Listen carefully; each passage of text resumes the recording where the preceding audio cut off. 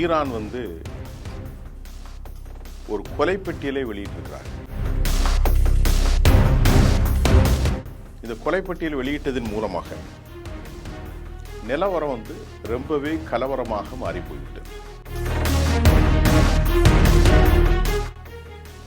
அமெரிக்க அதிபர் Donald Trump கொல்லப்பட வேண்டும், பெஞ்சமின் நெத்தானியாகு கொல்லப்பட வேண்டும்.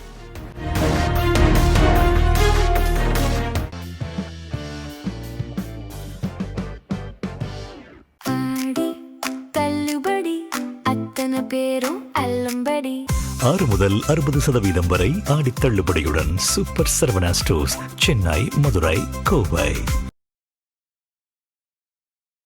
நேயர்களே, இன்றைக்கு நம்ம மத்திய கிழக்கில் ஈரான் ஒரு கொலைப்பட்டியலை வெளியிட்டிருக்கிறார்கள். கொலைப்பட்டியலில் இவர்களெல்லாம் கொல்லப்பட வேண்டிய ஆட்கள். இந்த கொலைப்பட்டியல் வெளியிட்டதன் மூலமாக நிலவரம் ரொம்பவே கலவரமாக மாறி போய்விட்டது. அமெரிக்க அதிபர் டொனால்ட் ட்ரம்ப் கொல்லப்பட வேண்டும், பெஞ்சமின் நெத்தானியாகு கொல்லப்பட வேண்டும், இஸ்ரேல் கர்ட்ஸ் கொல்லப்பட வேண்டும், பாதுகாப்பு அதிகாரி கிரியன் சார் கொல்லப்பட வேண்டும். அதே போன்று இஸ்ரேல் சமீர் டிஃபென்ஸ் தலைவர், இராணுவ தலைவர் கொல்லப்பட வேண்டும். அமெரிக்கா மார்க்கோ ரூபியோ, அமெரிக்காவுடைய பீட் ஹெர்ட்ஸ், அமெரிக்காவுடைய மைக் ஹுக்குபி, இவ்வளவு பேரும். இது அல்லாமல் பிரான்சினுடைய தலைவர் இமானுவேல் மாக்ரான், ஜெர்மன் தலைவர் மெலோனி இத்தாலி, முன்னாள் தலைவர் இங்கிலாந்தினுடைய மிக முக்கியமான முன்னாள் தலைவர் கியாமர், இவர்கள் அனைவரும் 13 பேர் கொலைப்பட்டியலிலே சேர்க்கப்பட்டிருக்கிறார்கள். இந்த நிகழ்வு உலகளவிலே பெரும் பரபரப்பை ஏற்படுத்தி கொண்டிருக்கிற ஒரு சூழ்நிலையில் அமெரிக்காவுடைய இராணுவம் ஈரானுடைய கேன்சர் ஹாஸ்பிட்டலை 213 கீமோதெரபி பேஷண்ட்ஸ் வலுக்கட்டாயமாக வெளியேறியிருக்கிறார்கள் என்ற தகவல் மிக மோசமான ஒரு களச்சூழலை ஏற்படுத்தி இருக்கிறது. அமெரிக்கா இதற்கு நாங்கள் ஒரு பார்பரியன் அட்டாக், மனித சமூகத்திற்கு விடுதலைகளுக்கும் எதிரான ஒரு மோசமான தாக்குதல் என்று அமெரிக்காவை ஈரான் கடும் கண்டனம் தெரிவித்திருக்கிறது. உண்மையிலேயே அமெரிக்காவுக்கு இப்பொழுது என்ன செய்வதென்று தெரியவில்லை. எல்லா இடங்களிலும் அவர்கள் குண்டுகளை போடுகிறார்கள். ஏற்கனவே இராணுவ நிலைகளில் குண்டுகளை போட்டார்கள். இராணுவ நிலைகளிலே அவர்கள் வீசிய குண்டுகளின் மூலம் கர்க் தீவுகளை ஒட்டிய அந்த பகுதி, கிஷாம் தீவுகள், கேஷிம் தீவுகள், பந்தர் அப்பாஸ், கொனார்க் மற்றும் பலவேறு இடங்களில் அமெரிக்கர்கள் கடுமையான தாக்குதலை நடத்தி வருகிற நேரத்தில் கடைசியிலே அவர்கள் போரின் ஆரம்ப கட்டத்தில் 168 பச்சிளம் குழந்தைகள் கொல்லப்பட்ட அதற்கு ஒப்பாக இன்று கேன்சர் வியாதிக்காரர்களையும் வெளியே அனுப்பக்கூடிய ஒரு மோசமான களச்சூழல் காணப்படுகிறது. இது ரொம்ப ஒரு முக்கியமான ஒரு விவரமாக இருக்கின்றது. முஜ்தபா கமேனி ரகசியமாக இருந்து கொண்டிருக்கக்கூடிய நிலையில் அவருடைய தலைமையின் கீழ்தான் இந்த ஃபத்வாக்கள் வெளியிடப்பட்டிருக்கிறது. இது தூங்காத இரவுகளாகவும் கடைசி காலம் அவர்களுக்கு மரண பயத்தில் கொதிநிலையோடு அவர்கள் சாக வேண்டும் என்றும் ஈரானுடைய தரப்பிலே சொல்லப்பட்டிருக்கிறது. இப்பொழுது நாம் இதை பார்க்கின்ற போது கண்ணுக்கட்டிய தூரம் வரை ஒரு சமாதானத்திற்கான நிகழ்வுகள் எங்கும் இல்லை. அதே போன்று மத்திய கிழக்கில் இருக்கும் நிலைகள் தொடர்ந்து அளிக்கப்பட்டுகிறது. அமெரிக்காவுடைய கத்தரில் இருக்கக்கூடிய அமெரிக்க தளங்கள், குவைத் அமெரிக்க தளங்கள், பஹ்ரைனில் 5வது கடற்படை தளம், குவைத்தில் அல்மினா தளம், எல்லா இடங்களிலுமே கிட்டத்தட்ட அவர்கள் காலி செய்திருக்கிறார்கள். அமெரிக்கா இந்த தளங்களை மீண்டும் புனரமைப்பு செய்ய பல லட்சக்கணக்கான கோடி ரூபாய்கள் ஆகும் என்ற நிலையில் அமெரிக்கா 1.5 ட்ரில்லியன் பணத்தை இராணுவத்திற்கு கேட்டபோது அமெரிக்க காங்கிரஸ் தர மறுத்து இடம் கொடுக்க மறுத்துவிட்டார்கள். இப்படி ஒரு மோசமான களச்சூழல் அமெரிக்காவிலே காணப்படுகிற போது மத்திய கிழக்கில் உக்கிர நிலையை அடைந்திருக்கிற இந்த போர், அமெரிக்கா ஈரான் மீது மிக கடுமையாக தாக்குதல் நடத்தி வரும் நிலையில் ஜோர்டானுடைய அஷ்ரக் தலத்தையும் கூட அவர்கள் அடித்திருக்கிறார்கள். ஜோர்டானுடைய அஷ்ரக் பஹ்ரைனுடைய 5வது தலம். ஏன் இங்கெல்லாம் வந்து அடைச்சாங்கன்னு சொன்னால், அமெரிக்கா தனது ஈரானுக்கு எதிரான தாக்குதலை வலிமைப்படுத்திய தலமாக ஜோர்டானையும் பஹ்ரைனையும் குவைத்தையும் தான் அவர்கள் பயன்படுத்தினார்கள். அதற்கு பதிலாகத்தான் இந்த தலங்களை அழிப்பதற்கு பரேஜ் அட்டாக், ட்ரோன்களின் மூலமாகவும் மிசைல்களின் மூலமாகவும் அமெரிக்கா தனது பழிவாங்குதலை நடத்தி முடித்திருக்கிறது என்பதையும் பார்க்கிறோம். அதை போன்று செம்னான் பாலைவன பகுதியில் செம்னான் மலைகளில் கீழ் இருக்கும் வடக்கு பகுதியில் இருந்து ஏவப்படும் செம்னான் இப்போது, அதாவது இதிலும் இராணுவ நிலைகள்தான், இதையும் தற்போது தாக்குதலுக்கு உள்ளாக்கி அமெரிக்கா ஒரு கொடூரமான தாக்குதலை நடத்தியிருக்கிறார்கள். ஆனால் எவ்வளவு பேர் இறந்தார்கள், எத்தனை பேர் காயம்பட்டார்கள், எவ்வளவு ஊனமுற்றது என்ற நிலைகள் நமக்கு இதுவரை அறியவில்லை. அது அறிவதற்கும் சிக்கலாக இருக்கின்றது. ஈரானை பொறுத்தவரை இந்த போராட்டம் வாழ்வா சாவா என்கிற ஒரு போர் நிலையில் ஈரான் இப்பொழுது சென்று கொண்டிருக்கிறது. வாழ்வா சாவா என்ற ஒரு நிலையில் இந்த போராட்டம் இப்போது சென்று கொண்டிருக்கிறது. வாழ்வா சாவா என்ற போராட்டத்தில் ஈரான் இவ்வளவு பெரிய நெருக்கடிகளை சந்தித்திருந்த போதிலும் அவர்களுடைய கடைசி ஆயுதமாக அமெரிக்காவை துவம்சம் செய்வதாக முடிவெடுத்திருக்கிறார்கள். அமெரிக்கா ஒரு அளவுக்கு மேல் மக்கள் வாழ்கிற பல பகுதிகளில், மக்கள் இருக்கிற பகுதிகளில் ஒரு பேனிக் சூழ்நிலை ஏற்படுத்துவதற்காக, உங்களுக்கு விளங்கும் நிலையில் சொல்ல வேண்டுமென்றால், ஈரானில் அதன் மூலமாக பதட்டம் ஏற்படும், ஈரானில் அதன் மூலமாக மக்கள் எழுச்சி கிளர்ச்சி ஏற்படும் என்று ஒரு திட்டத்தை அவர்கள் வயல்படுத்துவதால் தான் இராணுவ நிலைகளிலும் தாக்குகிறார்கள், கேன்சர் இன்ஸ்டிடியூட்டையும் தாக்குகிறார்கள். நல்லா புரிந்து கொள்ளுங்கள். இப்பொழுது ISI அமைப்பு ஒரு செய்தியை வெளியிட்டிருக்கிறது. அமெரிக்காவுக்கு இருக்கிற சிக்கல் என்னவென்றால், CSIS அமைப்பு வெளியிட்டிருக்கக்கூடிய இந்த செய்தியில் அமெரிக்காவில் மிகப்பெரிய அளவிலான ஆயுத பற்றாக்குறைகள் தொடரும் காரணத்தால் அமெரிக்கர்களால் பேட்ரியாட், அமெரிக்காவுடைய தாட் சிஸ்டம், அமெரிக்காவினுடைய டொமோஹாக் போன்றவைகள் போதிய அளவில் இல்லை. நாளை ஒருவேளை சீனா படையெடுத்தாலும் கூட அதை எதிர்கொள்வதற்கு ஆயுத பலம் இல்லாத சூழ்நிலையில் அமெரிக்கா இருப்பதாக CSIS வெளியிட்டிருக்கக்கூடிய அறிக்கை சொல்லப்படுகிறது. இந்த பேட்ரியாட்டை, டொமோஹாக், தாட் போன்றவைகளை அவர்கள் உருவாக்குவதற்கு ஒரு 3 வருட காலத்திற்கு மேலாக ஆகும் என்றும் தற்போது செய்திகள் வெளியாகி வருகிறது. அமெரிக்காவினுடைய ஆயுதங்களுடைய எக்ஸ்பர்ட்ஸ் அனைவரும் கூடி என்ன செய்து கொள்ளலாம் என்பதை பேசியிருக்கிற போது, அதன் அடிப்படையிலே நமக்கு கிடைச்சிருக்கக்கூடிய ஒரு மிக முக்கியமான செய்தி, ஒயிட் ஹவுஸினுடைய சமிட்டின் மூலமாக ஒரு கீ லீடர்ஸ், அதாவது defence and some of the largest global investor to the spotlight the importance of national security and identity investment opportunities குறித்து அவர்கள் ஒரு தீவிர கலாய்வை மேற்கொண்டார்கள். 3 ஆண்டு கழித்து தான் அமெரிக்கா இந்த போரில் இழந்த ஆயுதங்களை தயார் செய்ய முடியும் என்றும், யுஎஸ்னுடைய மிலிட்டரியினுடைய தொடர்புடையவர்கள் வைத்த கருத்து அவர்களுக்கு ஒரு நல்ல செய்தி கிடையாது. இதற்கிடையில் வாஷிங்டன்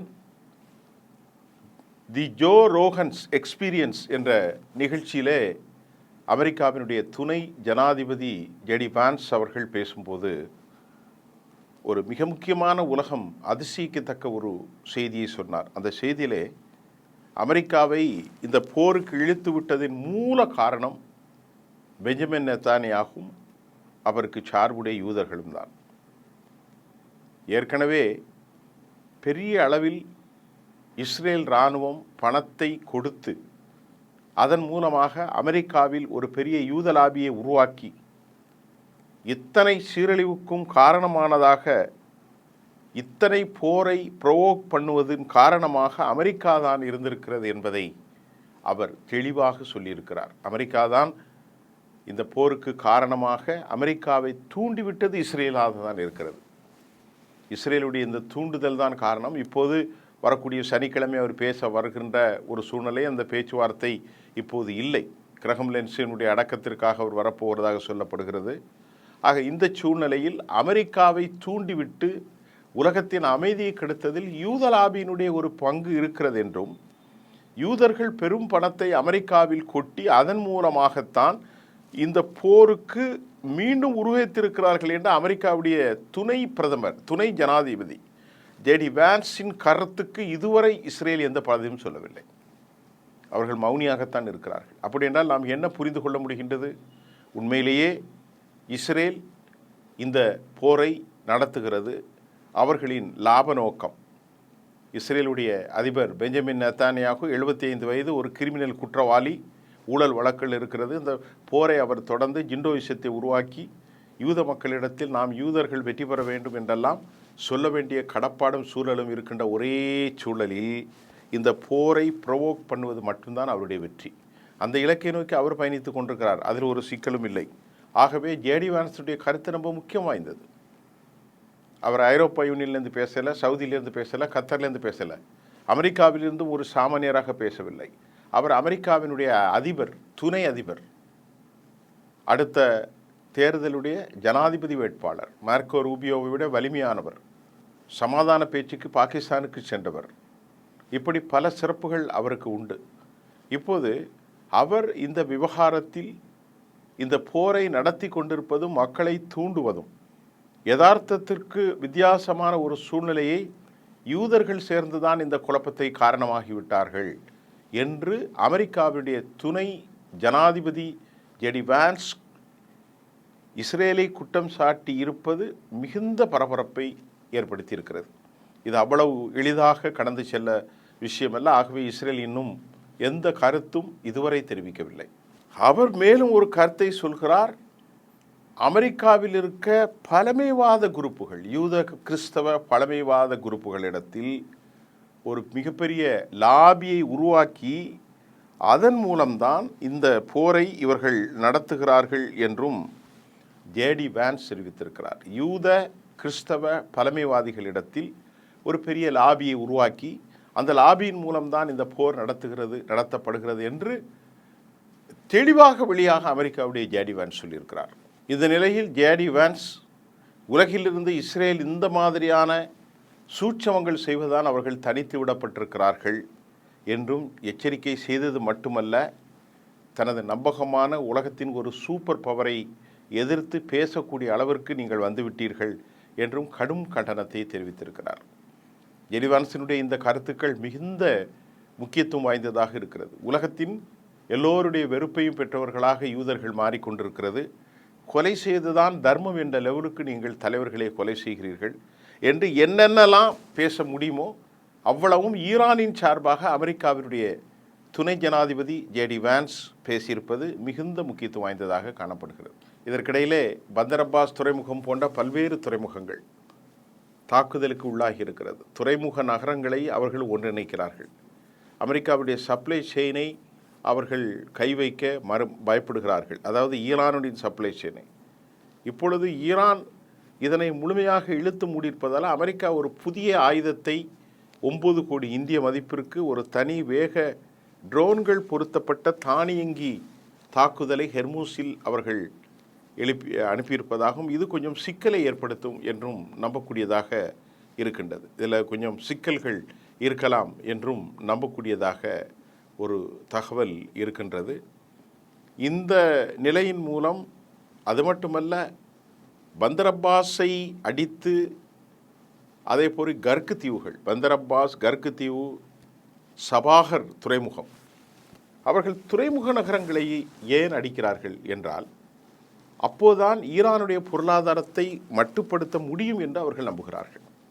ஆக துறைமுகத்தை அடிப்பதன் மூலம் இதெல்லாம் செய்துவிடலாம் என்று அவர்கள் நம்புவது ஒரு மிக முக்கியமான செய்தியாக இருக்கின்றது.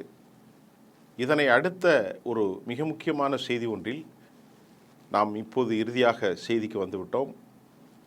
இப்பொழுது அநேகமாக செங்கடல் மூடப்படும். ட்ரேடிங்கில் உலக வர்க்கத்தில் பெரிய அளவிற்கு செங்கடலும் இதையும் சேர்த்தாலே 35% வருகிறது. ட்ரேடிங் கப்பல், வணிக கப்பலுக்கு பெயர் பெற்றது ஏமனில் இப்போது அது ஏமனுடைய அரசாங்கத்தை எதிர்த்து போராடி கொண்டிருக்கிறது, சவுதிக்கு எதிராக. இந்த கால சூழ்நிலையில் ஈரானுடைய இன்ஃப்ளூயன்ஸான யெமனியர்கள், ஹவுதிகள் ஒரு போரை தொடங்கினால் அவர்கள் செங்கடலை முற்றுகையிட்டால் எந்த கப்பலும் செல்லாது. ஆகவே செங்கடல் பகுதிகளும் சிக்கலுக்கு உள்ளாக்கும், ஹவுதிகளும் சிக்கலுக்கு அதாவது ஹெர்மூஸும் சிக்கலுக்கு உள்ளாகிவிடும். அப்படி என்றால் உலகம் ஸ்தம்பித்து போகும்.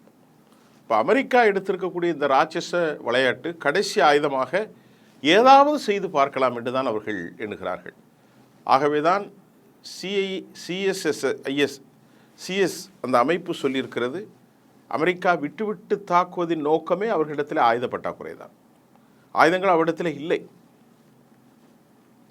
ஆகவே தான் சிஎஸ்ஐஸினுடைய இந்த கருத்து ரொம்ப முக்கியம். ஆக கொஞ்சம் கொஞ்சமாக போடுகிறார்கள். இதில் ஈரானியர்கள் மௌனம் காப்பது பல்வேறு இராணுவ உபாயங்கள், தந்திர நடவடிக்கையாக கூட இருக்கலாம். ஏனால் அதாவது ரஷ்யா நேரடியாக வந்திருக்கிறது. ரஷ்யாவுடைய டூம்ஸ்டே விமானம் வந்து இறங்கியிருக்கிறது. அவர்கள் என்ன ஆலோசித்தார்கள் என்று தெரியவில்லை. உக்ரைனுடைய போரில் 500க்கும் மேற்பட்டவர்கள் ஒரே இரவு கொல்லப்பட்டிருக்கிறார்கள் உக்ரைனில். ஆக இதையெல்லாம் ஒன்றிணைத்து பாருங்கள், உலகப் போராக இது மாறலாமா என்கின்ற பல்வேறு டவுட்ஸ் இருக்கிறது. இன்று இந்த செய்தியோடு நாம் நிறைவு பெறுகிறோம். மீண்டும் நாளை புதிய செய்திகளோடு சந்திப்போம். நன்றி.